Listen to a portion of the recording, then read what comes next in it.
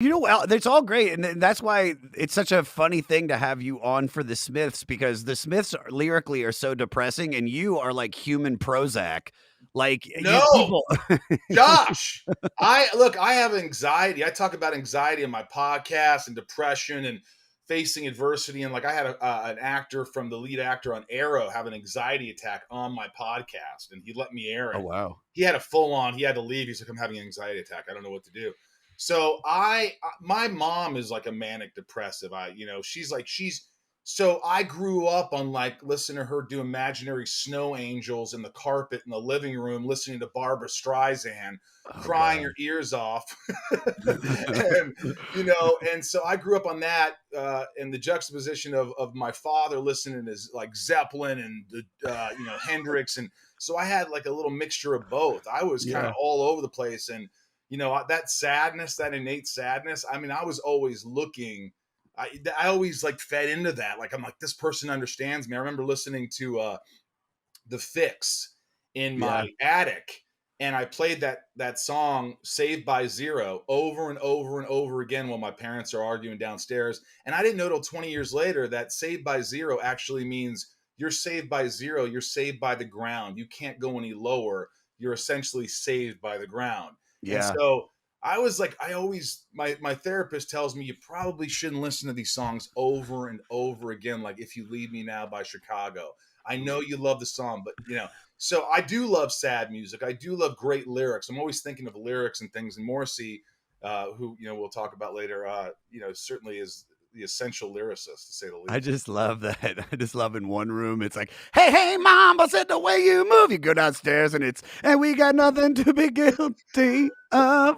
I'm Uh, telling you, that was it. That was it. That was my family, man. They just, but I listen to like Morty and I share the love of Dan Fogelberg yeah, and some dude. great musicians. And so it was kind of the best of both worlds because you were getting kind of some great songwriters who were a little bit easygoing, easy listening. And then Yeah. you were getting the hard stuff. And it was a nice kind of, middle ground for me. So where do the Smiths fit into this? So You tell me know, about your history with them. I didn't really follow the Smiths until what's funny is I don't remember any of the songs, but I remember trying to fit in high school, and I was like listening to all kinds of music. But then there were these punks who had these DRI shirts, the Dirty Rotten Yeah. Imbeciles, and I was like, oh, I want one. I want to be with those guys and listen to their music. And then I'd listen to. So I was just trying to fit in. And it wasn't until pretty much after college, one of my friends said, man, you should go to see Morrissey with me. And this was in the 90s.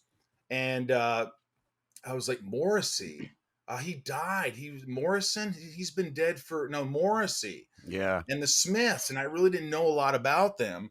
And I went to a concert and it was hypnotic.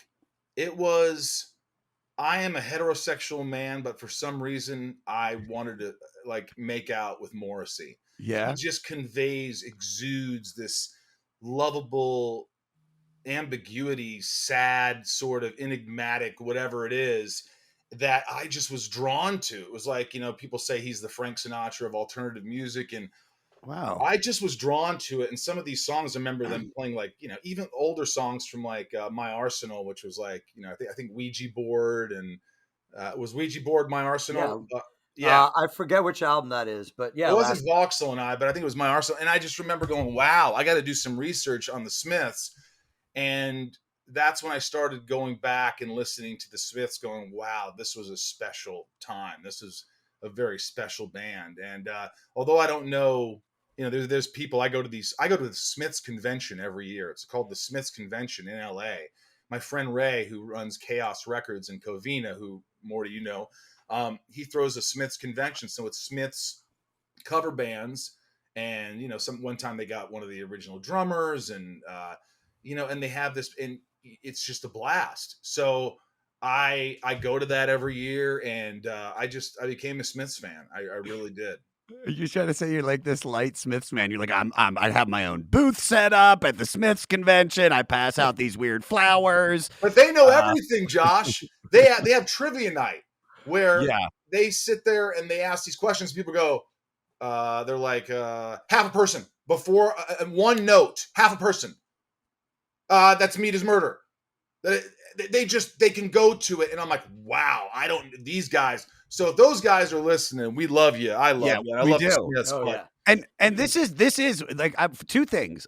So much like your first concert, I didn't go to see Morrissey, but I always remember the two hot alternative girls that I used to smoke cigarettes with at the smoking section at Seneca Valley High School went to go see Morrissey at the 930 Club, and the next day at the smoking section, they were just like obsessed. I mean, it was like he was the sexiest man in the world, and I was like, this fucking the Morrissey, really? I always thought this was like lame-o music, and then as I've gotten older, still never listened to it. But dude, like you said, so many people are obsessed with this band. Upset, dude, like Adam Egget from the Booker of the Comedy Store, obsessed with them, and the Sklar brothers, and there's so many people. So just so everybody knows, we're gonna give it justice, because for years I did not like the Smiths. With this record, I became a Smiths fan. Yeah, and a lot of people, I think a lot of people will already tell me if I'm wrong, but they'll say, there's so many other albums. Like I think a favorite is Strange Ways, like the diehards will, love, or Queen is Dead, which really got them famous. But they go back to this album, and this wasn't really one of their albums. This is like in between, Yeah. but this had a collection of songs that you just can't stop listening to them. 100%, 100%. This is. I'm telling you, it's like I didn't hate, because that's such a strong word. I just couldn't feel it. Even when we did, what was the last record we did? We did the first album with Christina P. Which all of their records, all 4 of their studio records are on, and this compilation. So you can see why they're such an important band. And when I hear this, I'm like, oh no, I get it now. I totally get it. They changed music in their genre. And yes, I agree. Morrissey is the alternative Frank Sinatra. He is a crooner. He's got a little Brian Ferry in him. Am I right, Morty? And he loved Brian Ferry. He was a big fan of Brian Ferry. Roxy music. See, now you're seeing the connective tissue. I'm seeing it. It's like I can't stop every doing episode. this. You're like, I don't know why they put those 5 records in a row. And then you're like, I get it. I get it now. Waddy walked help on those 5. These guys did. What year did we go see Morrissey, Rosie? We saw them, 2006 or something? When I saw them with you, it was probably 2006, yeah. Something like that, the amphitheater. Oh, yeah. R.I.P. Were you with me when I got to come up to him? I go, Smallville had just started, and I was bald as an ass lick. What the hell's that? And I remember just going up to him and going, Morrissey, my name is Michael Rosenbaum. I'm on this show, and I'm a big fan of yours. And I just was like, I just had to meet him. I was starstruck. And he was like, oh, hello. And he reached out his hand, and he shook my hand and smiled and left. And I was like, oh, my friend was like, dude, you touched Morrissey. It was like, he was like a Beatle. I was like, I'm like a heterosexual dude, and I was in love with this guy. It was the weirdest thing. I was hoping you were going to say, and so I go to reach and touch him, and he goes, you smell like a pulled pork sandwich. Get away from me. And then he walked off, and you're like, me. Oh, yes. All right, well, here, Morty, why don't you tell us about this record? Wait. All right. So it's released on March 30th, 1987 on Sire Records in the U.S. and then in May on Rough Trade Records in the U.K. It's produced by the band and various producers. This is a double compilation of singles, B-sides, alternate mixes, outtakes, and live tracks by the British post-punk indie alternative proto-goth rock group. So we already did the Smiths, the first album with Christina P. Michael said it. They only had 4 studio albums. So we did that one. So the Smiths were formed in Manchester, England in 1982 by vocalist lyricist Stephen Patrick Morrissey and guitarist composer Johnny Marr, with the solid rhythm section of Andy Rourke on bass and Mike Joyce on drums. And then later in this compilation, Craig Gannon comes on as a guitar player for a few of it. I'll tell you when that happens. So Morrissey, as he came to be known mononymously, had his roots in the British tradition of dandified intellectual and fiercely literate humorists like Oscar Wilde. How often do we get to use the adjective dandified? I wanted to see you guys catch me on mononymously. I thought that too. Dude, the words, Rosie, I mean, Morty, the words that are going to come out throughout this podcast are going to be like, why are we talking about mummification? It's only a matter of time before he brings out propensity and other. I got it in my back pocket. So Morrissey's propensity for the gender bending, his propensity for gender bending and cutting edge musical artists like New York Dolls, Roxy Music, Iggy and the Stooges, and Patti Smith. legendary. About 10 years after glam rock's fluid sexuality and androgyny really stomped on the scene, like we did with Mott the Hoople, Morrissey arrives to offer the pop world something truly new, a self-proclaimed asexual sex symbol who was lovably unlovable. His lyrics could be witty, maudlin, caustic, and performatively personal, all in the same song. So in the teenage Johnny Marr, Morrissey found an accomplished accomplice whose inventive composing and guitar playing merged the jangle of the 60s with a rockabilly 50s twang, and then the slinky chunka chunka of 70s soul and funk, all while shooing the synthesizers and other electronic instruments of their contemporaries, which is a big thing. You'll notice, like at that time in the 80s, everything was like what we love, Thompson Twins and the Yeah. Fix and everything. And there's a band that's a guitar band. Like that's primarily about them, which is really big. They were simultaneously unique and classic, and they didn't just make fans, they converted fanatics. So the intention of this set was to gather songs from their first two UK compilations. It was a few from 1984's Hatful of Hollow, and then most of 1987's The World Won't Listen, and then make them available to the rapidly growing American fan base who were clamoring for them through imports. But ironically, this became so popular as an import in America that they were forced to release it domestically in England as well. And then right as the wave of Smith's fever was about to crest, they broke up at the end of 87, right before their fourth album, Strange Ways Here We Come, came out.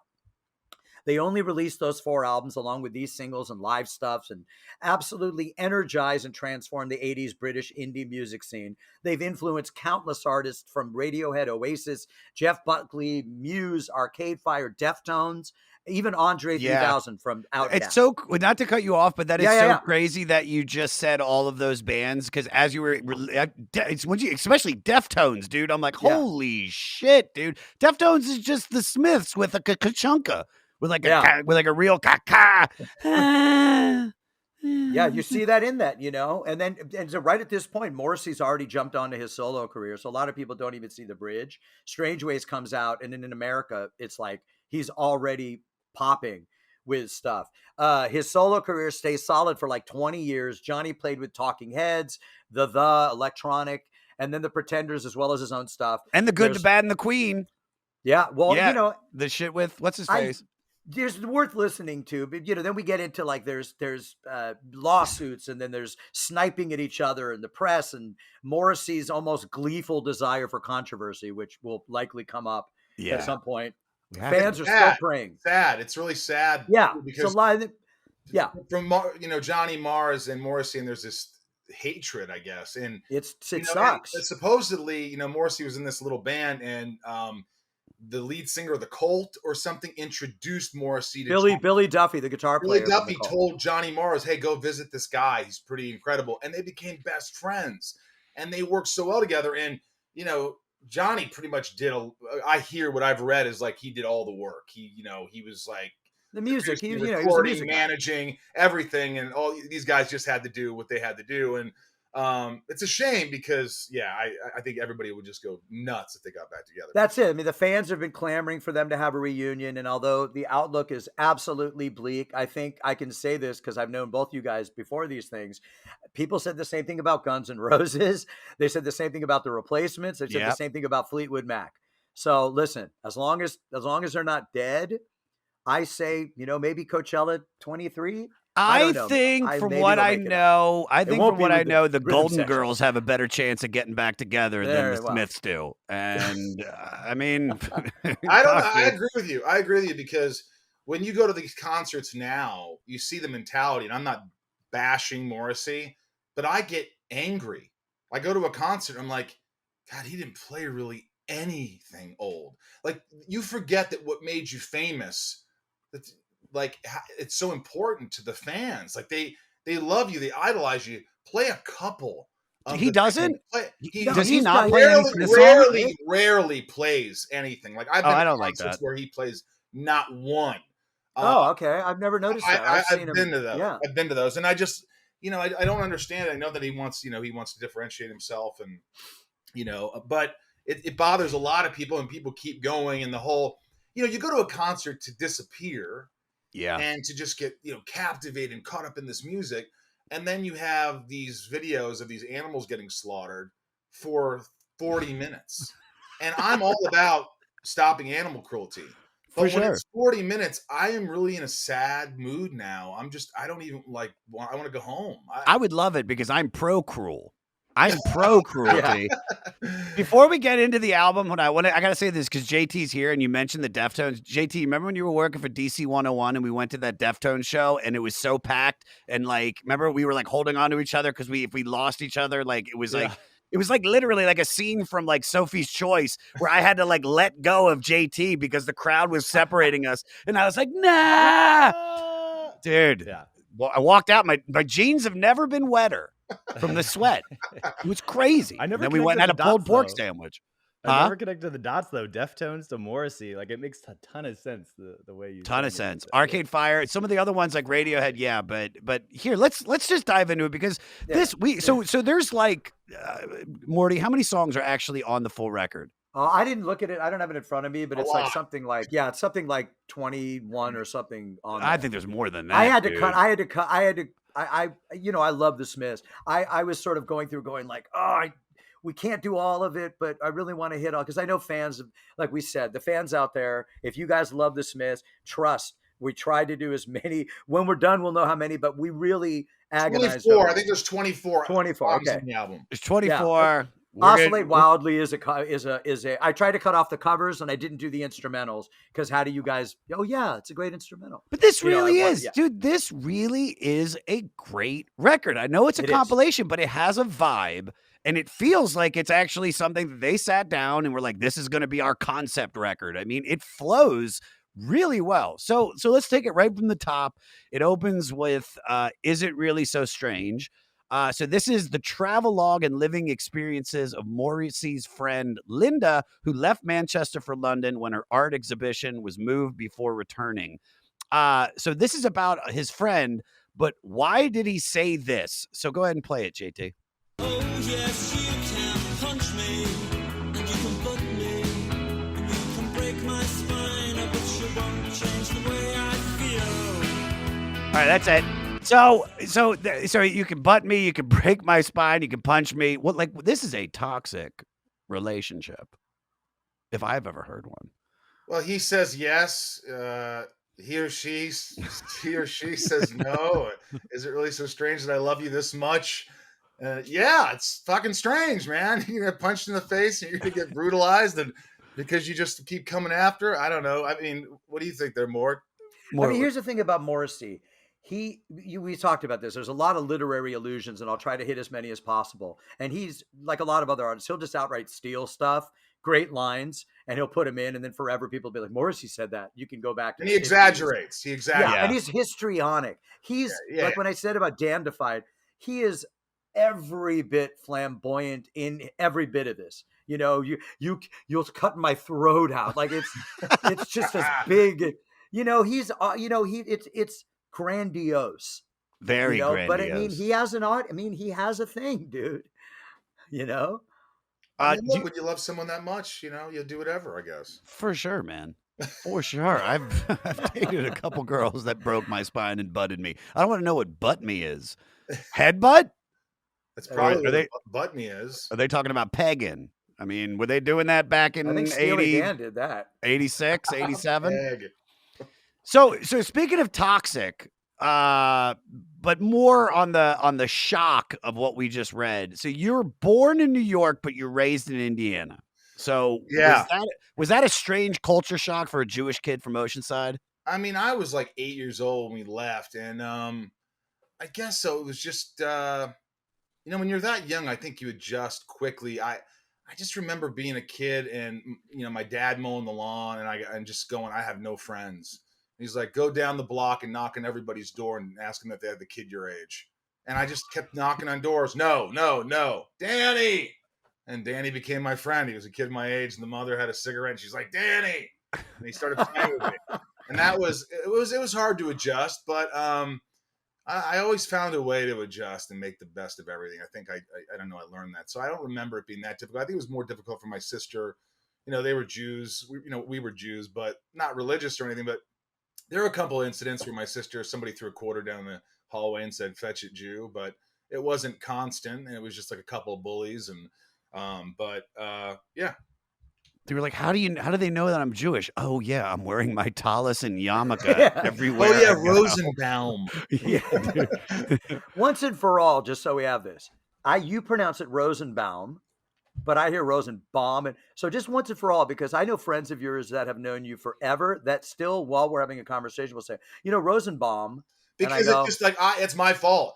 right, Rosenbaum just comes off the tongue. It Yeah, just it rolls does. right off. It's like, hey, Rosenbaum, who wants to go? Hey, Rosenbaum. right. Do And, your and folks pronounce Baum? my dad yelled at me once because he said, I go, Rosenbaum to the waitress or something for a table. He goes, what's your name? I go, what? Michael? He goes, what's your last name? I go, are you kidding me? Rosenbaum? He goes, Rosenbaum. Your name's Rosenbaum. Are you fucking kidding me? It's Rosenbaum. I go, yeah, well, I'm not saying Rosenbaum. I don't want my mouth to go, I like that. And that was the end of it. I mean, it was just like, but it is Rosenbaum. I say Rosenbaum. Right. It's kind of funny. I'm the bomb. I'm not. Yeah. The bomb. What do Rosenbaum. you like? It's do you like more fun. Dude, I love Great Rosie, Santini dude. with the Rosie, Rosie, that Rosie is so Baum. dope. Yeah. How did your dad? How tough was it for your dad to yell at you over the 7-minute guitar solo from Freebird? Like, was it hard? Just My dad was a hippie. He went to Woodstock, and Wow. he was a real disciplinarian too. Like, if he goes, I ever catch you drinking or smoking, you're going to a halfway house. what? End of the conversation. You're out of the house. He was so hard on me about those things. And then one time I went to his old dentist, who actually had his dentist office at his house in Long Island. And so you go through a side door, and it was Fight Tooth Decay with Dr. J. And I went into this guy's place, and it wasn't sanitary or whatever. And I'm sitting there talking to him, and I'm like, hey, Jay, was my dad always so like really tight and just, didn't drink, didn't smoke? He goes, are you fucking kidding me? Your dad whipped his dick out. Your dad. I'm like, what? No. He goes, oh yeah, your dad was a riot. He used to do acid. I think he created acid. Like, I'm like, what? So I confronted my dad about it. I said, listen, if we're going to build our relationship on lies, I don't want any part of it. He goes, what do you want to know? Did you do drugs, Dad? Yeah, I did drugs. Is that what you want to hear? Did you do a lot of them? Yeah. Did you go out with girls? Did you have sex with girls? Yeah, I had sex with a lot of girls. What do you want to know? And all of a sudden, I'm 24, he comes clean and was like, yeah, I lived. I fucking partied. I did it. And for the first time, I was like, oh my God, he's human. This is kind of cool. It was just definitely an awakening. He's like, did he answer all the questions? Can I go back to listening to Black Sabbath? Yeah. All right, Shoplifters of the World. So I knew there was a reason that I love this song since I am obsessed with communism. I know it can't work in a huge scale like America, but I love it. So with this title is based on the motto, Workers of the World Unite, from Karl Marx's Communist Manifesto, which I read in in-school suspension at Seneca Valley in 11th grade, as well as the 1966 David and Jonathan hit Lovers of the World Unite and the 1983 song Women of the World Take Over. A lot of people uniting and taking over by Ivor Cutler and Linda Hurst. This is Morrissey's favorite Smith song. I really wanted him to get like really communist in this. Do you know what I mean? Like, proletariat, products of modernity, surplus value, which means the wealth is produced by labor. I was so in, dude. I was so in. Thoughts on this, or do you want to listen to it? I just love the bridge. It fucking kicks ass, and it just, when they go into that, I'm just like, oh, this is the Smiths, man. This is what I love right here. Yeah. This is probably one of the better songs. It's really cool to hear that this is Morrissey's favorite. Do you have anything, Morty? Yeah, man. This isn't about like petty pilfering, sneaking it. It's, as Morrissey explained, it's more or less spiritual shoplifting, cultural shoplifting, taking things and using them to your own advantage. And then, speaking of taking stuff, Johnny Marr's solo on this, like, that section by the bridge, that thing. He was influenced, you'll dig this, by Nils Lofgren from the E Street Band, by Bruce Springsteen E Street Band. And the cover of the single is obviously a young photo of Elvis Presley. So for a band that, at least it wasn't a dude's ass again. So, Yeah. it was, The naked guy from the first yeah. Yeah, you sort of go, huh, all right, this one's Elvis. I could take that. So being that this is about shoplifters, Rosie, you ever steal shit? Yeah, I worked at a grocery store called Wesselman's, and stupid story, man. I was I'd take these breaks and I'd go in the freezer and I had this little bag of like Butterfinger bars, and they were the little ones, not the big ones. And I used to go in there and just nibble on those things ever so often. And I got called up to the front and like, Michael, please come to the front. Michael, please come to the front. And I went, and Russ looks at me and goes, "You stealing Butterfinger bars?" I go, "Ha! What? No." He goes, "Are you stealing Butterfinger bars?" And I go, "Are you kidding me right now? Dude, absolutely fucking not. Are you kidding me? Why would I steal Butterfinger bars? When I'm going to steal something?" He goes, "I'm going to ask you one more time and then I'm going to fire you. Are you stealing Butterfinger bars?" I go, "I just had a few. They were these little Butterfinger bars. What gave it away? The bag was already ripped open. It was post-Halloween. No one gave a shit." He goes, "Get back to work. If I hear about any of this again, you're fired." But that was my encounter with that. And I used to take some cases of beer because there were no security cameras. The trucks would come in the morning and they would leave, and I would take a case of beer and I'd put it right outside, close the gate, and then that night I would come get a case of beer. I did that in high school a few times, but I never got busted. Really? I've stolen from every job I've ever had. If VHS was still popular, dude, I'd have the greatest VHS collection because I worked at Hollywood Video and I robbed that place blind. Much like you, though, Rosie, I used to, because the deep freezer was where you go to eat food at a restaurant or whatever. I used to be the manager of this chicken wing restaurant called Cluck You Chicken, which besides the name, we used to have to answer the phone like this. We used to go, "Baka, Cluck You Chicken." And, No. and I was a fucking manager. I pretty much ran this business into the ground. It was when I was trying to pay off some credit card debt in college. And I used to put like drumsticks in my pocket and be like, "Let me just go check to see if we're stocked up on chicken hearts or whatever the fuck." And I would, dude, I learned how to eat a wing in one bite. Just like, You were like the Fast Times at Richmond High guy. You were like Brad. Dude. Yeah, bro. You were Brad. I once stole a whole tray of tiramisu from the macaroni grill. And then me and my friends ate tiramisu all night. Morty, do you ever steal? How do you grill macaroni? That's the part I'm trying to figure man, out. Don't this is a chain restaurant, bro. They always have weird names. I saw Star Wars. I saw Star Wars in Century City, and then afterward, my mom worked in Beverly Hills at a stationery store. Next door was the only toy shop, and I went next door, and I don't know why Star Wars. I went and I stole like Hot Wheels and Matchbox cars, and I was taking them, and then I go out and I like hid them in the store, but then I kept going back.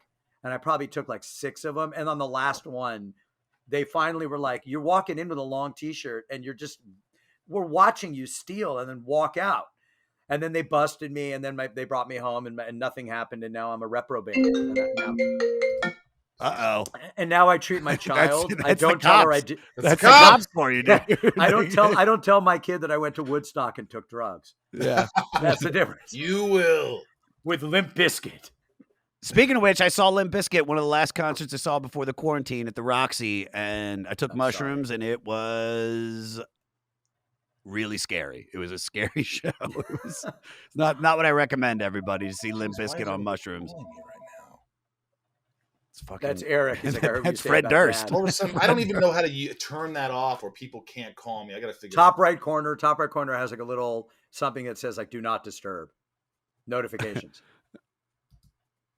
I'll figure it out after. I just love that you have the same phones that Merrill Lynch has. Dude, I still have a home phone. Oh my God. Yeah. He has a pneumatic tube that he sends up queries in. All right. Half a person. I think this is the perfect use of Morrissey's singing style. Play 41 seconds, bro. Then I'll tell you the story of my life. 16, clumsy and shy. I went to London and I booked myself in at the Y. So, all right, kill it. So, wait, hold on. We played a little bit. And if you baba skiba deeba doo. What's a back scrubber? I guess it is what it is, isn't it? Yeah. Somebody who scrubs you. Fucking scrubs your back. They have those back then, or it was just the kind of a. I think have it was one just back like him. then. Yeah. I've got one now, dude.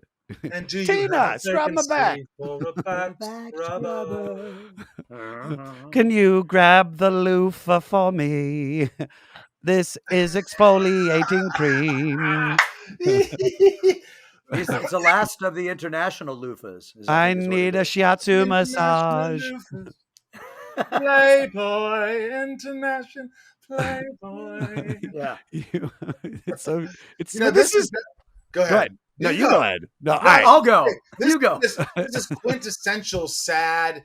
This is how I was. I was awkward. I was shy. I was, it's just desperation. And so many people could just relate and were like, oh my God, pick me up the floor.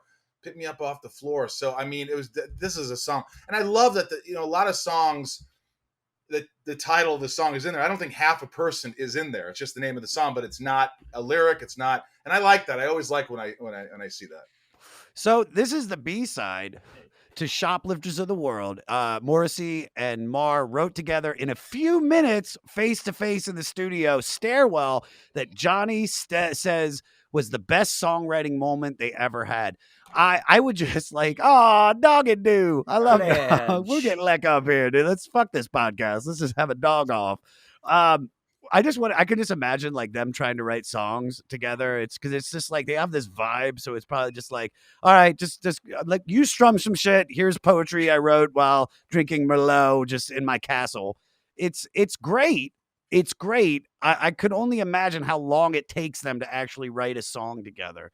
But this is deeply melancholic music. Morrissey describes putting himself out for a longtime crush and really connects to the lovelorn and confused teenager in all of us. I agree with that. Yeah, I do too. And like many other Morrissey, let me take it again. And like many others, Morrissey likely borrowed a few lines from some of his influences, this time it being Joni Mitchell and Elvis Presley. What did he take, Morty? Once again, it goes back and forth, but he's renowned for just grabbing something and putting a little twist and just yanking it and dropping it in. They wrote this, like they said, they wrote this in like a couple of minutes, the two of them. He probably had some poetry. They went into a stairwell, wrote it as a B-side, went back in and were like, recorded it. It sounds like it could have been, the Joni Mitchell thing. It probably could have been like that song, Help Me, Help me, I think I'm falling in love again. When I get that crazy feeling. Oh, Keep going, bro. Keep going with that. No, I love that he loved that kind of music. I mean, I did too. I mean, how could you not like Joni Mitchell, one of the best voices ever in rock? But I think it's just one of the most relatable songs, at least for most kids who go through hell growing up. Tell me about the first crush, the hell that you went through that made the biggest impact. I couldn't get nailed in woodshop, man. In high school, I was just like, fuck. I was just one of those kids who you were like, if I didn't become anything or make it somehow, if you would have said, hey, do you remember Michael Rosenbaum? They're like, no. You mean Baum? You mean Rosenbaum? Oh, him. No, he was great. I think that they would have said, oh, he was kind of nerdy and he was nice and he was the shortest kid in the high school. I was the shortest kid in high school. I didn't start puberty till really late. Huh. But I don't remember having any crushes because I had crushes, but they never knew. In fact, the one crush I had was Charissa Moore, and I got cast in my senior year in Grease, and I was supposed to kiss her, and I got the part, and as I walked out in the hall, I saw her, and I go, this is the time I could talk to her. I have something to say, and I go, Charissa, I'm playing Vince Fontaine. This is so fun, and you're playing. She's like, yeah, I already talked to the director. We're not kissing. And I go, okay. And I brought it up to her about 8 years ago when I saw her back home, and she's like, oh, I'm what an asshole. I'm so sorry. And I go, no, it made me who I am, the loser. Aww. But, whatever. It's life, man. It's life. It's what Morrissey's talking about. Yeah, dude. But Rosie, life, man. You won. You won, bro. Well, she won too. She's still pretty. Is she? Yeah, she's nice as hell too. Really? I heard They turn out really nice. She was always nice and it wasn't like she was mean. She was like, hey, I talked to the director and we're not going to kiss. And I go, oh, okay, cool. That's what I was going to talk to him about that. Yeah. I was going to actually ask him if we could fuck. But Morty, you got anything to Yeah, add? yeah. So Morrissey's barely played this song really ever. But in one show in New York, he confirmed its autobiographical nature. He introduced it by saying, here's a real head scratcher for you. This is about someone who's not really a full person. But then he sarcastically included, who could that be? I've got no idea. But he has admitted that the girl who wrote them the letter telling him that she liked it better when he was poor was an actual person. And like you were saying, that's sort of I thought that was an interesting point you brought up of you going home and then knowing it. Like you carried that till now. You've had a pretty successful career and you've kissed a couple of girls, I'm sure. And then up until that point, you go back to the girl and you're like, hey, remember 20 some odd years ago when you wouldn't kiss me in this play one time? Never I'll forget it. never forget that. And it probably wasn't even about me as much as it was she didn't want to kiss. Yeah. She was a young girl. So, but as a kid, you think it's all about you. I'm ugly. I'm half a person. Yeah. Fuck. Were you 16, clumsy and shy? Oh, yeah. I didn't go to London and I... Oh, he is in Indiana. Give me your best, Josh. Give me your best Morrissey voice. Hold on, give me a second. I got to prep for this. Let me just think about my pain. Nope. And if you're something, hobby something and fly. I'm so sad at night. Is that good? Very good, Morty. Okay.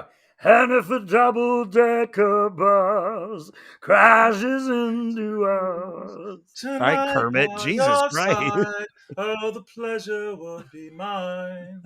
That's the one that got me. That's the one that I had your girlfriend. I was with a 16. I mean, I was with the girl appropriate. The song. And she said that. Here's the song. And I went, oh. Because I'd heard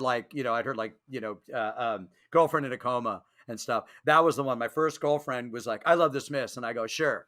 And then she played that song. And I just went, oh, if life ended right now at the top of our romance, no matter how old we are, it would have been enough. Dainu. That's Morrissey definitely, we talked about it, like he over exaggerates to prove a point. Yeah. And I think those are like the songs. And if a 10-ton truck crashes into us tonight, but to die by your side, the pleasure, the privilege is mine.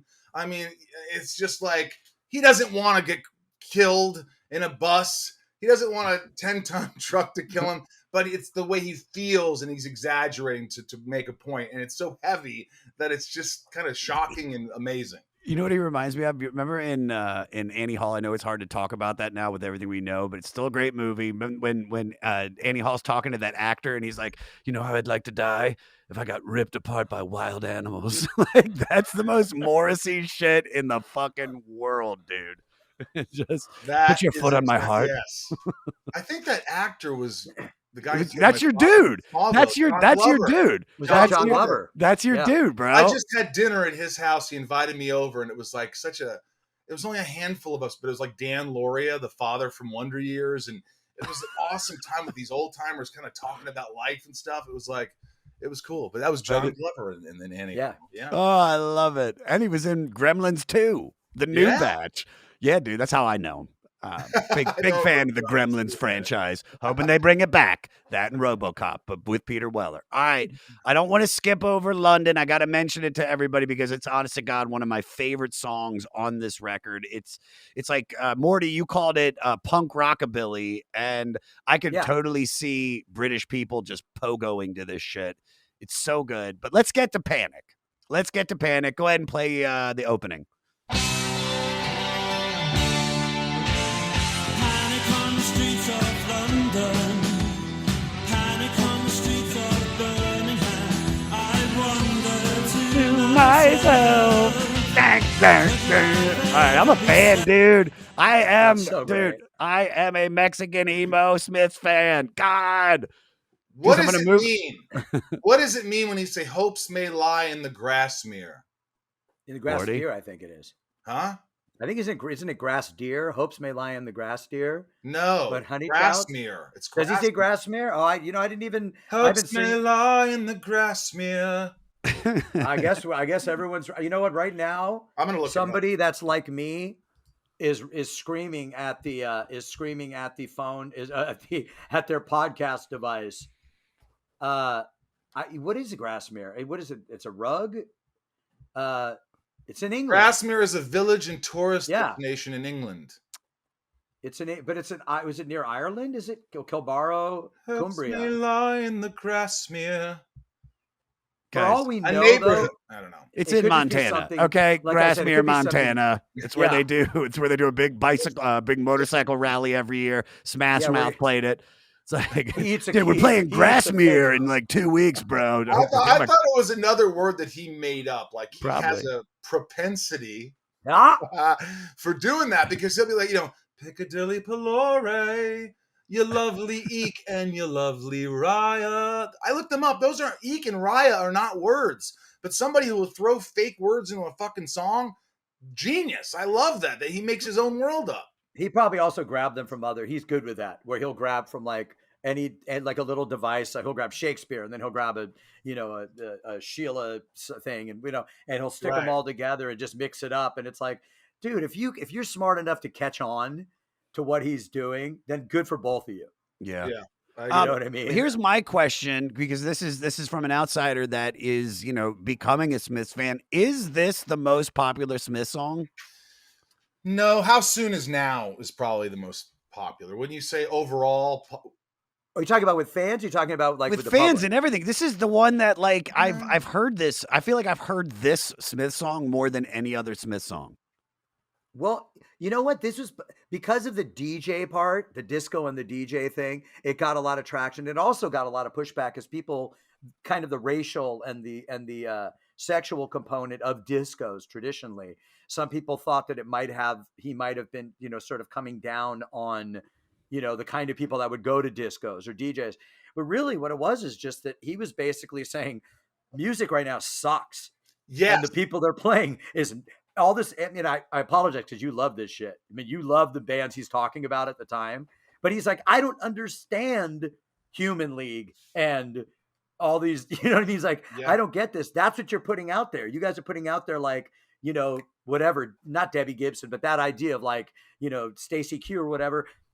And what we're doing has meaning. What we're doing has depth. These are the people I love, Patti Smith and Joni Mitchell and da-da-da. right. So that's what I'm saying. He's going, burn Jesus Christ. The songs, it says nothing about my life. Yeah, and what's funny is supposedly the DJ, when it goes, hang the DJ, hang the DJ, hang the DJ, it's a real DJ that he hated. Supposedly there was a DJ and he used to play like top 40 Yeah. and all this shit. Casey Kasem, go fuck yourself. And I and hate it's you, a real- Casey Kasem, yeah. and Shadow Stevens, and I'm trying to name other DJs, and the Oh, Grease Shadow. Man. He's a pain in the ass. It's All right, with I want to these. ask this to all three of us, okay? Because this is about hanging the DJ. The music sucks. What's the band you can't stand, Rosie? I don't listen to anything post 2000, so I don't even know. Come back to me. Go to Morty. Morty? Man, I can't. You know what? I don't knock anybody. Offspring has always rubbed me wrong. Two things. His voice just always weird and pitchy. Something about them, they felt like airsats, and that he used dweeb in a song. I'm just a dweeb, and that was like a John Hughes fake. That was just like a John Hughes fake term that he just made up in the movie, and then in Ferris Bueller, and then it's just like, I'm not a dweeb, and I'm like, people never said that. Nobody ever used that word. That was like, you grabbed that out of a movie making fun of that word and brought it into a song, and they're just one of those bands. I apologize because I know friends are friends. Well, of theirs. I'm just letting you know, Emily's trying to book Noodles on the show. So Oh, I love them. He's the best part of the band. Okay. I hated that song. I Get Knocked Down. What was the name of the band? Fucking Chumbawamba. I lost my virginity to that song, bro. Oh my How could you? God. What? Dude, you it get wasn't up like again? it was on like a Now CD. Oh, It was those like songs. You know what else? Like those songs like Closing Time. Semisonic. Semisonic, Okay. yeah. I get it. There's just because certain songs that I'm like, I don't want to be part of that. I just that are too commercial for me. And I could listen to some pop shit. I can.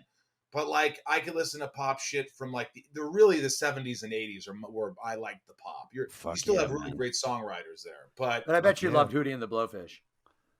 I don't. You did. Don't lie. No, I never really liked Hootie and the Blowfish. Really? My friend once said, I had sex with Huey Lewis, and I go, it'd be cooler if you had sex with the news.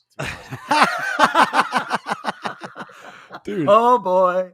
Dude, Kate Quigley's dating. If you don't know if you guys know Kate Quigley, she's dating Darius Rucker. And I was she like, really? and all I want to do is, yeah. And she's dating him. And two of the members of Hootie went to my high school in Seneca Valley High School. Remember that? Whoa. I thought you were gonna say she's dating him and two members of Hootie and the Blowfish. Right. Dude, she's fucking the Blowfish. She's fucking, Wow. fucking his country western band. Everybody knows my least favorite band because I say it all the time. It's 311. Because Yeah. JT's friends, I Johnny couldn't name Quinn. one song, Josh. I honestly couldn't name one song. And I'm not putting them down. I just never. They covered the Cure. You might love it. Yeah. In no, fact, you I knew won't. some of the guys Good in the song. band. Love song. It's really good. Just listen to The Cure. Don't listen to white people doing reggae. It is offensive. Offensive, not offensive. It's offensive. Yeah, I That's just. how- I'm that's not how a mad big I got. fan. I like Bob Marley, and that's about it. Fuck yeah, dude. Nah, dude. Toots and the Maytals. Toots yeah, and yeah, the yeah. Maytals. That's 70s. Dig that shit. Yeah, he's Morty, on it. what do you got? Yeah. I want to ask you about your music, but let me give you this one real quick. First song to be recorded with Craig Gannon. You know, he did a couple of these sides, the A side, the B side. He'd originally been brought in because Andy Rourke, in like the middle 80s, he had a heroin addiction. And so he was brought in. Originally, Craig was brought in to play bass. He ended up, Andy came back, and then they just were like, okay, you play guitar over here. And then he was let go like 8 months later from it. It also inspired, if you guys watch Netflix, 2017 episode of Black Mirror called Hang the DJ. I do remember that. Yep. All right. So then there's Shakespeare's Sister. That one's good. Peaked at number 26. Let us get to William. It was really nothing. Ooh, what a great song title. What a very Morrissey. There's even a comma in it. That's the most Morrissey shit in the world when there's a comma in your song title. Yeah. A punctuation. I love that. That's very true. So this is often considered to be about a love triangle between two men and a woman who is pressuring one of the men into marriage. According to Morrissey, it occurred to me, he said, let me take it again. According to Morrissey, he said, it occurred to me that within popular music, if ever there was any records that discussed marriage, they were always from the female standpoint, female singers singing to women. Whenever there were any songs saying, do not marry, stay single, self-preservation, etc., I thought it was about time that there was a male voice speaking directly to another male saying that marriage was a waste of time, that, in fact, it was absolutely nothing. Whew. I wasn't it about sort of maybe, I thought I heard something like it was a love triangle, but then I heard it was like Morrissey telling his friend who lives in a humdrum town and is getting married to a woman to you're gay. What are you doing? Kind of like that whole Elton John story. Like, what are you doing with your life? I don't know. I've heard different things about what it was like, what it was about. But what do you think, Morty? What do you? I mean, I'll tell you what people say it's inspired by. If you want me to go into it. Yes, Josh? yeah. Dude. Okay, Love to so know. basically, it's okay. Originally, it's actually inspired by the 1959 Keith Waterhouse novel Billy Liar that was also made into a movie. Another one of these kind of kitchen sink. He's enamored by these 60s and 50s sort of beat era of British theater, British books, British movies. But he wrote it. They say he wrote it about his Scottish friend Billy Mackenzie of the band The Associates, and then it seemed to be confirmed in '93 when The Associates released a song titled "Stephen, You're Really Something," once again with a comma, because now, and I don't know if there's any correlation about that, but Mackenzie committed suicide 4 years later in '97. Don't know exactly what happened with the marriage, but that's what people have sort of said it. But Andre 3000, as we said from Outkast, has called this his favorite Smith song. Really? And if you actually listen to if you listen to Hey Ya and stuff, there's a lot of that 80s stuff, ding, there's a bounce to that stuff that you get from. How can you stay with a fat girl who say, "Oh, you'd like to marry me," and it's Yeah. What is that? she doesn't care. Oh, wait. I think I got the best part of the song. It's the ending when he does the howls. Go ahead and play it. Wait.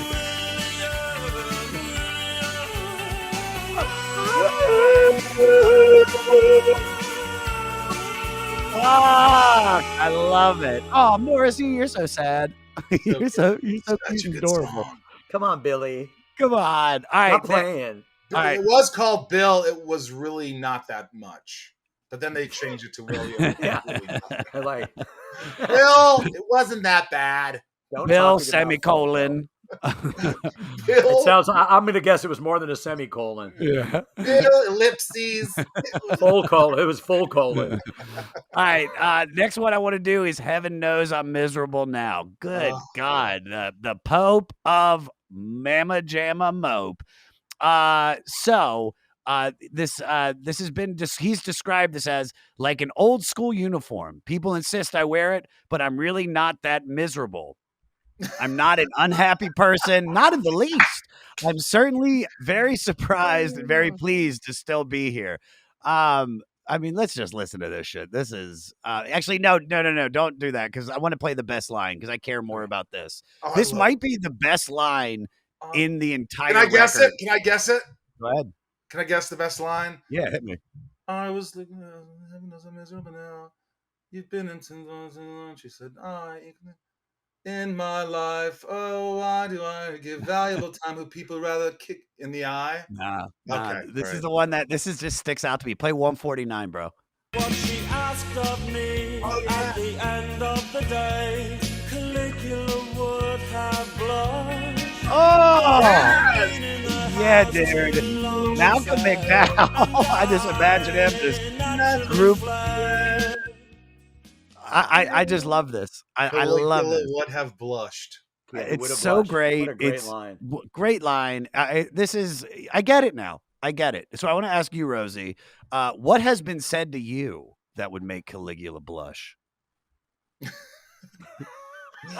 I don't know. That's a tough question. To make Caligula blush, wow, Yeah. that, like you said, that's a lot. It takes a lot to make me blush. By the way, I'm very comfortable with my sexuality for the most part, as Morty Yeah. would tell you. And my friends come over, if I'm bored, I might just be naked, and they'll be like, "Rosenbaum, come on." I don't know. What have you said that might make Caligula blush? What have I said? Yeah. What haven't I said? What haven't I said? Just with your hog flopped out, you're like, we're gonna order chicken wings later, guys. Well, you can't really do it anymore, but my buddy John this morning, I was, I'm not going to get into it. I DJ'd Aw. your party. I DJ'd a party for you, and Many parties. you were dating Summer at the time, though. We dated. It was at Phoenix or something. And I remember I'm at the DJ, but this isn't full public. Just I got to hit full No, public. but this is when you could do it, and you were doing yes. it, but it wasn't sexual. It wasn't. No. God, I hope not. I hope not.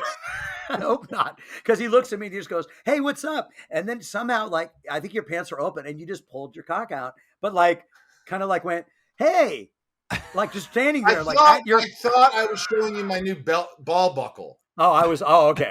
That's what I think was happening. I thought you were you were unhanging. Disclosure. This was 25 years ago. It was. No, I don't. Different It was time, like- dude. I don't Different- care. I really The don't care. DJ's unhung. All right, you got anything else? Yeah. So, as an incentive to sign with Sire Records, Seymour Stein, who is the president of the label, got Johnny a red Gibson ES 355 guitar, and he wrote this song, "Heaven Knows I'm Miserable." Heaven Knows I'm Miserable Now, in about an hour on that guitar that he got to sign with the company. And the title is a nod to 60s British pop singer Sandy Shaw's obscure song, "Heaven Knows I'm Missing Him Now." So that's why it's not just Morrissey going, "Heaven Knows I'm Miserable Now." It's actually a takeoff on a title that some people got it. And we'll get to Sandy Shaw in a minute. All right. Well, see, the second one was important. The first one, you might be like, just so you guys know, Johnny Marr was wearing a polka dot shirt and had blue dots Polka on it. dot. Okay. I Just love letting the everybody idea that know. he gave him a guitar. I was like, it's Dude, he wrote a important. guitar. All right, it's very important. So He Johnny gave him a Marr was guitar and wearing he's like- mismatched socks that day, and that influenced the way he was strumming because his socks, one foot had athlete's foot and the other one had a planter's wart. Oh, just wait till we get to the athlete's foot. Oh, you motherfucker. All right, where am I? Ask. Ask. Ask me. So this one's about losing one's inhibitions and seizing life's opportunities before humankind destroys the world. I think this might be one of the best moments on the record. Kick it, JT. If it's not love, then it's the bomb.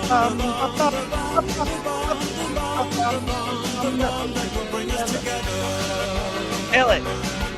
Love the bum. Bum will bring us together. I know he's saying bomb, but it's bum. He's saying bow. Rosenbaum, the Bow. The bound, ba bound, ba bound, ba bound, ba bring us bound, ba bound. together. What's your name? Rosenbaum. Rosenbaum. You don't forget that. I was at Mixture. Woodstock. I was at Woodstock, man. I was at Woodstock writing frightening verse to a buck-toothed girl in Luxembourg. Ooh. I mean, come on, Morrissey. Jeez, Steve. You really outdone yourself on that one. I mean, he got it, dude. He has got it. I mean, it's some of these lyrics though. You're just like, you do fall in love with them when you read the lyrics to the songs. Don't even you listen to them, it's fine. But when you start reading the lyrics, and it's just like, wow, this is really brilliant. It's like what Sinatra did with some of those songs. The way those, how would you phrasing? His phrasing. The phrasing, the ins and outs, the highs, the how things connect to them, words can. It's just fucking. It's really good. It is really. It's good. really good. I don't know how. My dad, who we talked about, is 70. He loves Morrissey. Really? He loves Morrissey. He does. He knows all these songs, and it's amazing because I'm like, what? He loves Dinosaur Jr., who just have a new album out. Yeah. Wow. Crazy. Yeah. So anyway. Ask Morty, you got anything? Yeah, so this one, just to let you guys know, I know it's sort of in the weeds a bit, but Kirsty MacColl, who, if you know the Tracy Ullman hit, They Don't Know, remember that one? They don't know about us. Oh yeah, she opened one of her shows. This was her song. Kirsty MacColl did that song, and she also did one of the Pogue songs that you guys know, Fairy Tale of New York. The duet she does with Shane for the record we did with James Fernley. Kirsty MacColl sings backup on this here, and because her husband was Steve Lillywhite, who's done records you guys have heard about forever: Simple Minds, Talking Heads, Big Country, Robert Plant, Alison Moyet, and so she would often come in and sing on his stuff that he worked or engineered or produced on. So that's her doing the backups on this here. Sadly, she passed away years ago, but very respected British singer. Love her. Moment of silence for her, guys. All right, hand in glove. Let's get to please let me get what I want. I mean, it's the Ferris Bueller song. This is rip my heart out, Josh. I This mean, song rips my ass out. Well, here, I want to watch you cry right now. Put the intro on. Woo! Put the intro on. Good times for a change. See, the luck I've had can make a good man turn bad. So please, let me. This is such a good song. Kill it. This is such a good song. I just wish it was longer. It is short, isn't it? A short song. It's about 2 minutes, right? Yeah, like 2 quick verses and 2 choruses and out. It's in about 2 minutes of stark but lush delicateness. Morrissey justifies his entitlement by the comparative. Let me take that whole thing again because I can't read. In only about 2 minutes of stark but lush delicateness, Morrissey justifies his entitlement by the comparative amount of pain he's endured. That's crazy. It's one of those songs that he knows how to write a song where he knows at some point in anyone's life, that song, when they're at a certain point in their life, at a darkness, at a lull, if you will, that is just going to resonate. And we feel every moment of that freaking song. There's no doubt about it. I mean, when I've gone through breakups or someone dies, that please let me get what I want for the first time. Lord knows it would be or let me get what I want. Lord knows it would be the first time. He knows how to suck you the F in. Yeah. I don't know what else. It's wishful thinking in poetry. For real. 100%. I mean, this is just gorgeous. That's why I was like, it's over so quickly. You're just like, oh God, this could be like a 5-minute jam. Just, I want more verses. I want more love. I want more longing. I want more delicateness. I want more comparative that I can't even say. That's what you need. I want yeah. all of that. I want it all. Give it to me, Features. Morrissey. Give me the bum. I want that bum. That's true, man. And it's like, I know it's written next, but I mean, that was the first thought as soon as I heard it about Ferris Bueller's Day Off. That's like, it's such a iconic scene in such an iconic movie that I know it's probably one of your, I mean, I could only imagine. I don't want to speak for you, but it's got to be one of your favorites if you're based in the 80s of that love of the John Hughesy, right? I do. It's not even their version. It's like the Dream Academies, the ones who had Life in a Northern Town. Yeah. It's not even there. It's just an instrumental of that one. That's how evocative it is. That it's just dun dun dun dun dun dun dun dun dun dun dun dun. It's They like don't a even have. circus or something. Yeah, they don't even have singing. It's like a kazoo or whatever the fuck it is. Yeah. All right, here's my question. Best 80s movie ever. All three of us. Go, Rosie. That is tough. Best 80s movie. I mean, the first thing that comes to mind, something that just, look, I love Back to the Future. That's a great 80s movie. It's just like, I just rented a theater and watched it with 15 of my friends. Oh. We were vaxxed. And, but I think 16 Candles also is that kind of quintessential 80s movie where the music and you have Paul Young living in the life of the common people. There's something that you just want to be back in that time period. For sure. What do Morty? you guys think? I'll give you one that I saw in the theater that I don't know that it's my favorite, but it's incredibly evocative. And the guy that made it only made this movie, Risky Business. It's not that I'd say it's the best one, but when you watch that movie, you're like, what is this?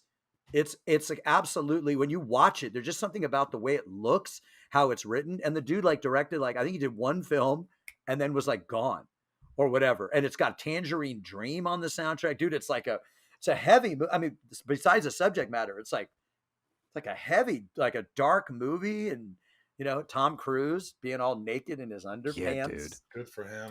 Mine, it doesn't really fit in. It's 80s. It's Aliens. Love Aliens. If you were going horror, I would have been there with you. I have a signed Aliens poster by the entire cast. Oh man, are you kidding My me? favorite. I love that movie, Dude. Tell me if you know this. Hold on. This is the line me and my buddies quote more than anything. We go, Bay 12, please. It's like, be my Is that guest. Paxton? No, it's Apone, dude. Apone. Oh, she's like, she's like, "Gah, where do you want it?" And he goes, Bay 12, please. That's fantastic. I heard James Cameron, how he pitched that movie. Did I tell you that? Oh, maybe I know I heard it from somewhere else. Maybe it's true. I always thought it was The apocryphal. chalkboard. He walked in, he wrote Alien, then he made the S, and then he put a $sign just in the line, and then he walked out. Or that's basically the Here's idea. your sequel, Alien, and just wrote. I heard he just added an S, and he goes. But then I heard he wrote S, but then he put the line through it and made it a $sign. Oh, That's and cool. went. That's what I heard. Why about. all of his movies are the biggest movies of all time. Ever. The dude Ever. gets it. He's like, yeah, I'm not doing a movie this year if it's not bigger than everything else. Yeah, dude.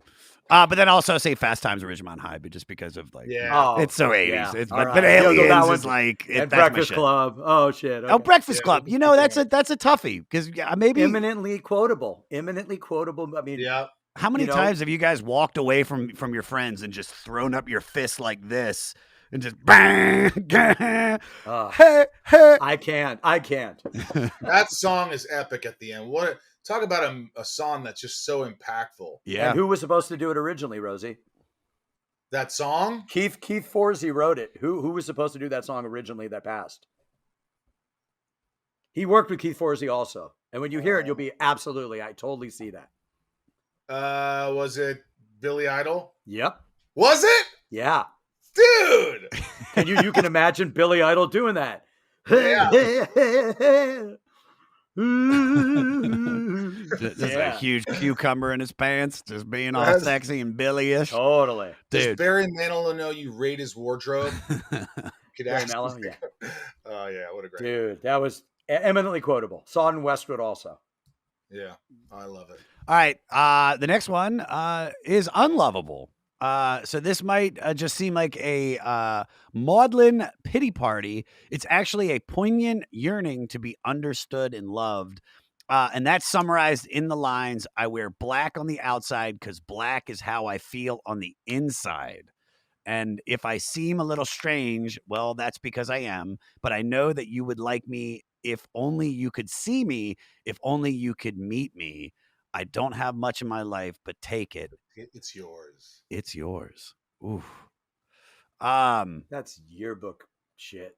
That is real. That is That is- really smart yearbook shit. Dude, I went to a restaurant. It was a restaurant called Dizengoff's on Beverly in Hollywood, and it was a falafel place. But when you went to the bathroom behind the toilet, we had those squares, like the wallpaper squares, and in every white square, somebody wrote a Morrissey quote. In every one, and you'd be peeing, and you just go, it's an Israeli restaurant.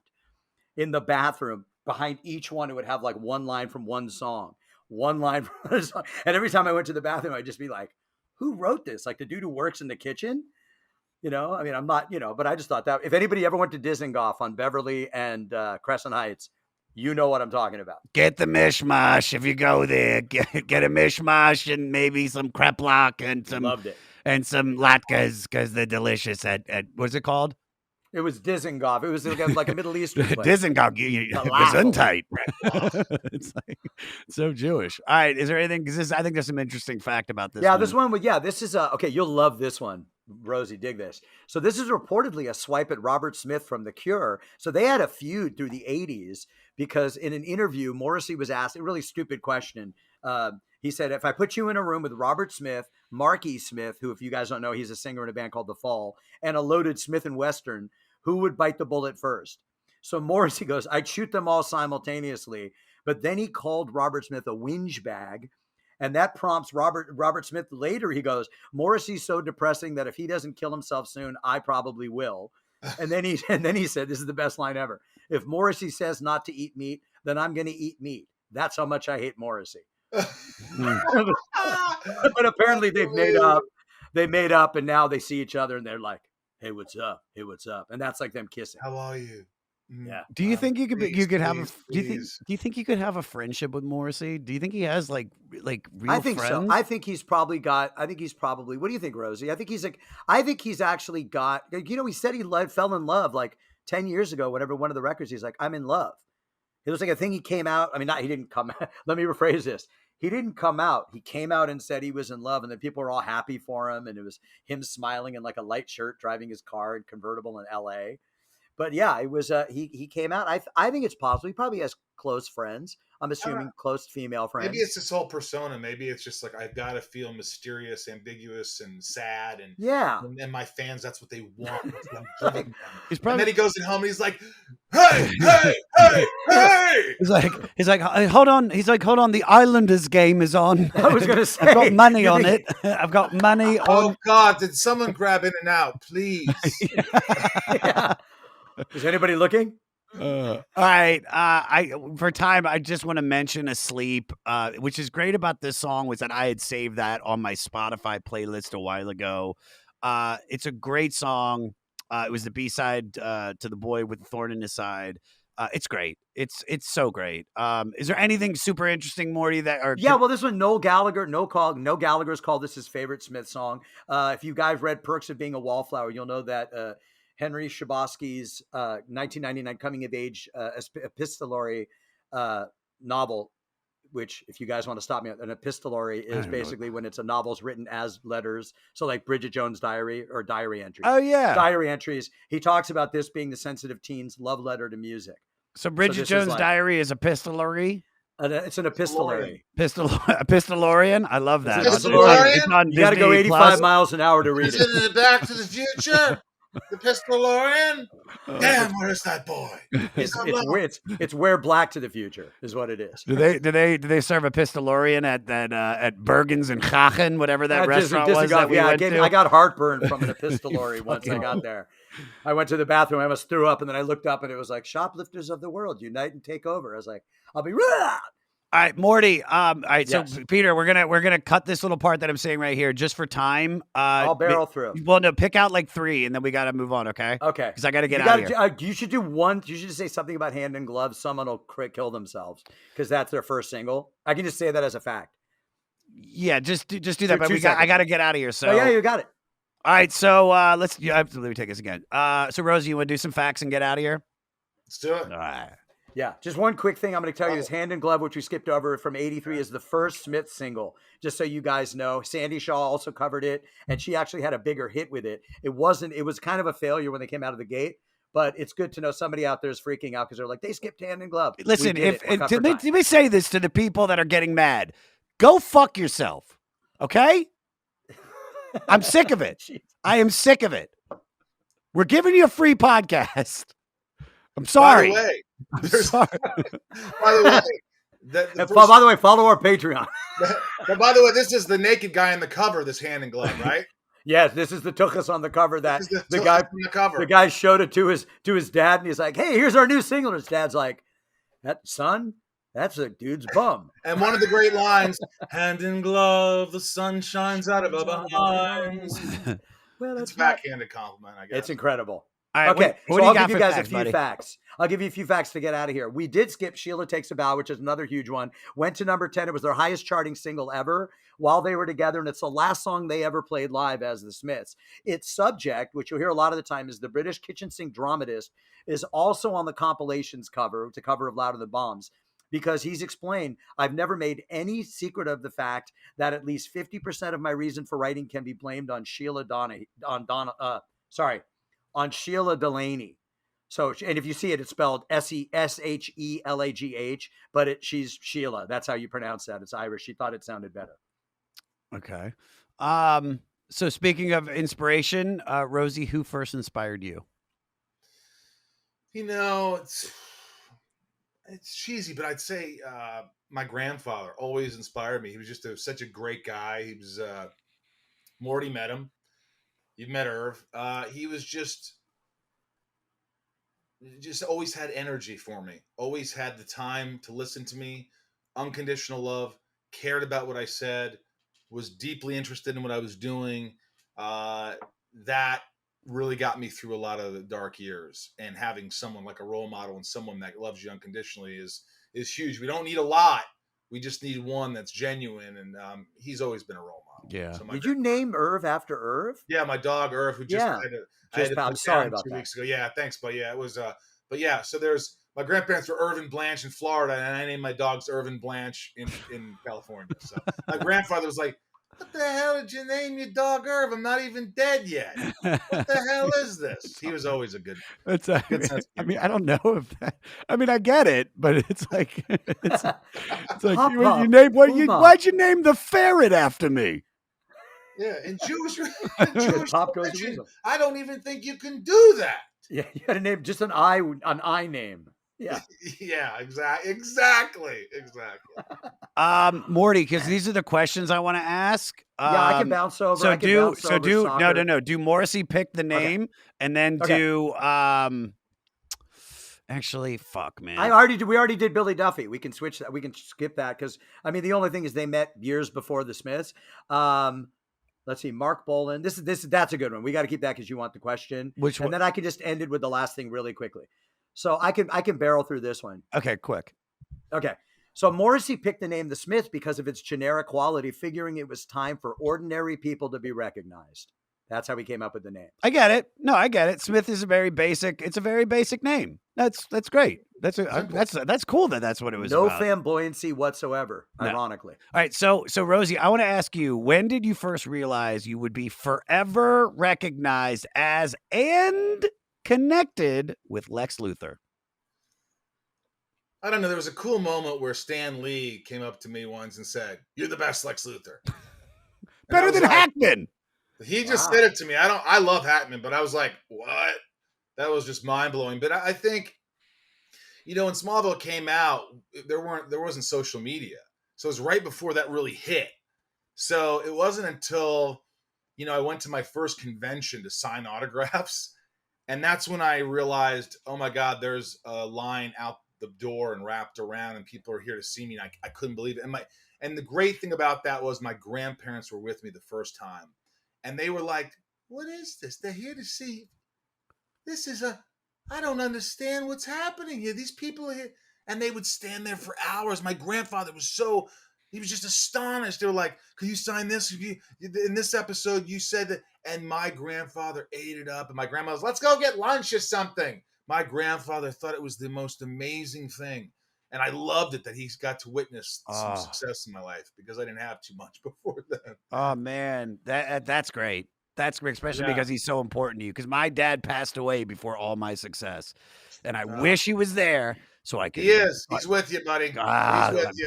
Yeah, but I there would be believe that. nothing better to just rub my success in his face. Be like, "I told you, I told you, I I'm was gonna, something. I told you I was gonna do it." Give me a hug. Actually, here, ask these two. Do the although the story of, because I want to ask that one, and then Okay. and then the Morrissey's first concert. So go ahead, Morty. What Okay. else you got? Okay, although the story of Morrissey showing up on Johnny's doorstep in '82 to ask him to join the band is the official beginning of the Smiths, they actually met on August 31st, which is my daughter Bee's birthday, in 1978, when Morrissey was 19 and Johnny was only 14, at a Patti Smith concert. And that's when they were introduced by Billy Duffy, who became the guitar player in the Cult. Southern Death Cult, but in the Cult. And he was in a band. He was jamming with Morrissey. He's like, you should talk to this kid, Johnny.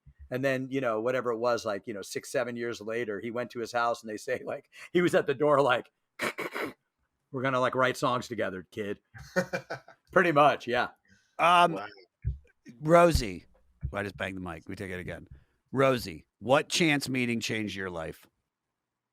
What chance meeting? Yeah. Like, who did I meet that changed my life? Sure. Oof. I mean, again, I don't think celebrity. The first thing I thought about was my friend Tom. Tell me about Wow. Tom. We met in grade school, and he was popular and I wasn't, but he lived down the street, and he just was always so nice to me. And meeting him really changed my life, because when I went to college, he goes, "Hey, I hear you're going to go to Western Kentucky. You want to be my roommate?" So I was like, "Sure. You want to be my roommate?" And I went to college, and he was the guy who would be at parties and be like, "Hey, listen to him do these impressions. He does impressions. He's hilarious." And he'd always just be so supportive. So I think just meeting him in general, that really helped me become who I am now. I love that. Shout out to Lally. Yeah. And be honest, Michael's one of those guys. He's still friends. Just in case you guys think it's not genuine, I've known Tom. I mean, I've pretty much met him with Michael from the beginning. He's been around the entire time, and it's the same relationship. He really is. It's I respect that about you, Michael. It's that you're like me. You're friends with guys you've been friends with since forever. Well, I've been friends with you for over 20 years. Yeah, 25 years. Yeah, something like that. Yeah. I've only been. As long as you don't shit on me, or Again, I don't need anything from you. I don't. As long as you don't talk shit and you're just a good friend, a genuine person, I'll be friends with you for life. It's just that there's so many assholes here, and you can't trust a lot of people. But I definitely hang out with a group of people that are you're very fortunate, and they're very fortunate to have you too, because everybody does buddy. Adore you, man. Seriously. Yeah, Thanks, buddy. I could tell. Oh, but coming to your party, that's how you could see everybody. It's it's all. It's funny too. You'll look around the room, and be like, "Holy shit, I know that guy," and it's not even famous. It's like, "Oh, that dude's Ethan. I love Ethan." And then you just see all these people, and all the comics that are there are all the fun ones, and also like Harlan and you are so close, which I love Harlan more than anything, and he loves you. By the way, we've had Harlan on. We just need to get Barry on, and we can get the cast of Sorority Boys. Sorority Boys. Yeah, we'll Josh, you're like that too. You're one of those good guys where I remember we did some stand up at the Clarinet, and it was me, you, Swartzen, and Harlan. And you've been doing it for years, and you were just so supportive and just so and I had just started. And you were you made me feel so comfortable, and that's people don't go out of their way to do that. So it's good to be around good people. Well, I thought you're like that with your I thought you were fans. going to bomb, so I was like, I better fucking. No, he was going to bow. Butter him up, dude. I was going to bow. You were going to bow. That's why Patreon on your show, what you do with your fans, dude. I have to say, I know a couple of celebrities, but what you do with your fans, the actual graciousness that you show. The people that follow you, of shouting them out and playing songs for them and listening to them. I mean, honestly, I have such respect for you for how much you put into it with Sunspin. I mean, with Left on Laurel, just your career. You really do go the extra. Like you're there. I listen to the people. I mean, from all over the world who tune in. Honestly, man, like it's really touching. You know, Dude, it's thanks, really man. incredible. I never thought I'd even do a podcast, by the way. And funny enough, in the beginning, it was like, do a podcast. I'm like, why? You can make money. Okay. And then you do a podcast and you realize, wait, this is really hard. And it's not easy to make money and no one's listening. And then I started to go, you know what? I'm going to use this as a platform to just be real and vulnerable and open up. And the second I started to just be more grounded and just let go of all the bullshit, people were drawn to that. And it was just real. And there was this vast connection that I've had for now a couple of years. And I think people, when you open up and you're real and then the guests open up, it's just been so listened to Inside of You with Michael Rosenbaum. I was hoping Anywhere you It's can hear inside of you. I was hoping you were gonna say. So I was like, I was like, it wasn't catching on. I'm talking to nobody, and then I called Kiefer Sutherland and Jason Patrick, and it blew the fuck up. All right, let's get one last fact in, Okay, Morty, here we before go. the rapid questions. What do we got? Absolutely. right. So Morrissey's first concert was T-Rex in 1972, and years later he bumped into Mark Bolan in some hotel. He asked him for an autograph. Bolan refused and basically turned around and walked away. So Fucking yeah, bowling. said his own. All right. Baloney. So Rosie, I got a question. When have you been snubbed by another celebrity? Oh, Joaquin Phoenix. About 8 years ago, my grandfather had told me that we had a distant relative was River Phoenix, that his great aunt or whatever was sort of related in a roundabout way, distantly related to our family, and explained me how we were connected. So I thought I would express that to Joaquin one time. So at a party afterwards, I was like, "Hey, we're actually your great grandmother was friends." He goes, "I don't want to talk about this right now." Oh, And he walked away from me, and I just was like, maybe he was having a bad day though. I don't know. I just remember going, you were all I felt excited. so Yeah. shunned. I felt like the biggest loser. Were you lingering? Wait, were you lingering to get to talk to him because you saw him? So you linger I was kind of out in the waiting cut? for my car. He was out waiting for his car at the VIP or whatever, and or valet. And I just go, there's nobody there. And I just like, hey man, I just wanted to say that my great grandmother, your great grandmother, was actually, and before I even said anything, he was just like, I don't want to talk about this. Did you go like, I knew you when you were Leaf? But you remember Parenthood? I don't hate him though. I just was like, he's a dark dude, and whatever. Yeah. He didn't want to hear from me, and so I don't blame him. All right. Rapid fire questions, then you're out of here. All right. Favorite song on this record? I mean, Please, Please, Please is pretty damn just, I really love it. But I think the one that gets me going is Panic, like you were talking about, the favorite. I think Panic gets me going. It's just a fun song to listen to anytime. Please, Please, Please if I'm feeling down. I'm London, dude. London. God, I love London. You love that I song. really man. do. I know we didn't add it because there's not as many facts about it, but man, it just, that song really just changed. It was like, oh, I'm a fan of this band now. Now I'm a fan. I can get it now. All right. Least favorite song on the record, Rosie. Sheila, Take a Bow. Yeah, that's why we I skipped think it. it's just over and over. Sheila, Sheila, Sheila, take a bow. Da da da da da da da da da da. It just keeps going. It's redundant to me. I don't hate the song. It's just probably my least. You skip over it. That's usually, I might hate's a skip strong over word. that. Yeah. We should probably change it to least favorite. Least favorite. Yeah, I think that and Ask are my two. You don't like Ask. I like Ask. I'm trying to get some ask tonight. Let me No, tell you guys. I like Ask. It gets, after you've heard it, somebody just like, Right. ask me. I love it. I just But- don't like it as much as the others. Bum, bum, bum. That's why you got me It's from the the bum, bound bum, that brings bum. you together. All right. The bound of the bound. All right. Now I'm very curious about this one. What song on this record would you fuck to? Hand in glove, all the people say, and the people say, I really don't care, I really don't care. I really don't care. I'm trying to think like that. No God, hand in glove, no love. I started something I could not finish. Mine would be Mine would be please, please, please let me get what I want because it's perfect. It's the amount of time that I need, about 2 minutes. It's quick. It's easy.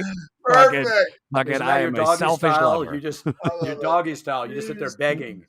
The time's for 2 minutes. And then last question, and I can't thank you enough, Rosie. This 369. is just you're I really, love it. dude. This is so much fun. You So much you fun. you've still to this day made one of my favorite Mop the Christmas hoopla. Instagram videos of you like popping up and like And jumping after around. I want you to Eagles. post it every year because I watched it about 100 Eagles times first. because I it looked have to do that. I love those. you things. really it They're was so great. It was great. And also much like me, I feel like you're a Jew that loves Christmas more than Loves. fucking Hanukkah can suck it, dude. Compared to fucking Christmas, baby. Morty's all Hanukkah. Morty's No, Morty's all listen, Purim and fucking Hey, I the weird DJ'd holidays. your last Christmas party, which, by the way, for Smallville fans, Tom Welling was there, and I played some Superman thing, but his wife came up and she's like, "Anytime you play anything Superman, it works for us." I was like, "That's awesome." Jessica is awesome. Yeah, it was really sweet. They brought their baby, but yeah, Yeah. man, you're still tight with all those casts, man. It was great. Yeah, Tom and I are really close. We're trying to make a project right now. I can't wait to see what it is. I'm sure everybody out there is freaking. Oh yeah, dude. Yeah, it'll be cool. It'll be cool. We're trying to get the rights back. It's a project that I had sold years ago that we're trying to get the rights back. And Oh then, wow. So we'll see what happens. All right, so the last question I always ask is, does this album deserve to be on the 500 greatest albums list, and is it ranked accordingly? Which I think we should do now, JT, is pull up the album that's behind it, just so we can give them a little basis. Wasn't it like 300 and something on Rolling Stones? What is it, JT? That's what this is. From 2012. 369. Ooh, perfect. Right. And what's right before this was Mott the Hoople Mott. I think it's what? Eagles. Next is the Eagles' first record. Oh, come on. It's way better than the Eagles' first album. They had like one song on the Eagles' What are you first talking album. about? Three. Witchy Woman? They got Witchy Woman. Desperado, Witchy Woman. No, not Yeah, Desperado. Desperado's not Desperado's on it. on the second. Desperado's on Desperado. It's got Peaceful, Easy Feeling, Take It Easy. You kind of can't miss Take It Easy. And then Witchy Woman. Which I like. I love the Eagles. Yeah. I just feel like, God, there's so many albums. Tell me who number 240 was. Pull that We up. haven't hit it yet. But I no, haven't that's hit it good. yet. I like that. That's a good idea. Yeah. I just feel like it's such a great album that it deserves to be.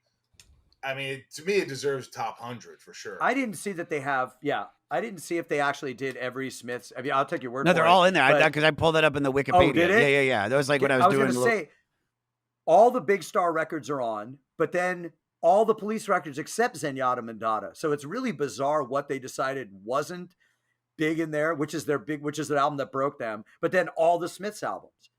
You know what I mean? That's like kind of it's great. Not that I disagree with it because I'm a huge. I think Smiths it's fan. you know what I think it is, Morty. From what I'm realizing about this band, it's the legend of the Smiths. It's not their music; it's the legend of this band. This 4 band, albums, but also, dude, it's because they won't get back together. That is why. That's all stuff that figures into this, where people, because they're never going to make another record. There's no way in fucking hell they'll ever make another record. So it's just like what we have is what we have, and the lyrics are like this, and Johnny Marr's doing this, and that's over here, and he's throwing flowers and shit. So yeah, dude, I get it. Yeah. I get it. Yeah. This was great. This is so much fun. I mean, I didn't really know I have anything to say, but I said some. You did great. So- Promote I away, told you buddy. you'd love What do you got to promote? Just right now, listen to the podcast. It's called Inside You with Michael Rosenbaum. You could watch it on YouTube if you want to watch us, or you could listen to it on Spotify or anywhere you get podcasts. It's called Inside You with Michael Rosenbaum. And also, my band just came out with an album. It's called Sunspin is the name of the album, name of the band. Sunspin. You can go to sunspin.com, book us on Zooms, get merch, buy the record, Lunchbox for shows, all that stuff. But we're doing well and we're having fun. We play Stage-Its every last Saturday of the month. We play 2 shows. So go to stageit.com and type in Sunspin and come listen to us. I think you'll have a good Shout time. out to Rob Danson too, your partner. Shout out to Rob Danson, my musical partner. Can we play one of the tracks on one of these episodes, like at the end of the episode? I love that. Perfect. Morty. Yeah, choose one. I think you'll dig it. Oh, Yeah, B please. and I have been listening, so At prepare GT for that. _podcast Speaking of which, B and Daddy exec, Cartoons, and you Next might Chapter see one of those Podcast is pop up at sooner or NC later. Podcasts, On and we're Instagram, doing B and Daddy Macbeth and Cartoons, where we Shakespeare sing still, together so stuff that we grew up with, a lot of the that's what we're doing 500 right now. songs. Follow me on DJ Morty Coyle on Twitter and on Clubhouse. If you're on there, look at me. I'm always up late on there. Check it out Tuesday nights with Fokker Force 5 on Facebook Live with all the guys doing the Kibitz Room, essentially online for hours like what Michael does. And please check it out. And a shout out to my friend Ben Eisen, who is all-time top 10. He has a podcast, but he follows us. He's always telling me which episodes he likes. Shout out to Ben Shannon, all-time top 10 at Twitter. And shout out to all the other Fleece Army people. You guys, we really love reading all the information. We hope that we can be half as nice as Michael is to his fans. And we literally will be half as nice. And I cuss at him earlier. I'm like, I'm just We're only going to be half as nice. half. They hate me. Some Call of him them morbid, call him strange. Call me morbid. Guys, I am a beautiful flower that is wilting through your Yes. Apple Podcast comments. There's some of them He are takes good. it, guys. He takes it really heavy. He's going to start wearing black and writing it Dizengoff on the wall. But just so you guys know, we really do. We love the Fleece Army. We really do appreciate We do. everything that you guys do, and we look forward to you guys helping and spreading it on Twitter and doing it out there. We have so many great guests. Michael, man. Yeah, this is great. JT, what do you got? JT frozen? JT's frozen. I think JT's dead. He's having a stroke. Never mind. There was a volcano All in right. Hawaii. Well, hopefully we got the rest of this. This So was great, glad Mike. were Thank you so much, recording, buddy. as Dude, well. I loved every bit of it. Anytime, have me back, and thank you guys, man. Thanks for Dude, having love. Thank you, buddy. All right. I'm sure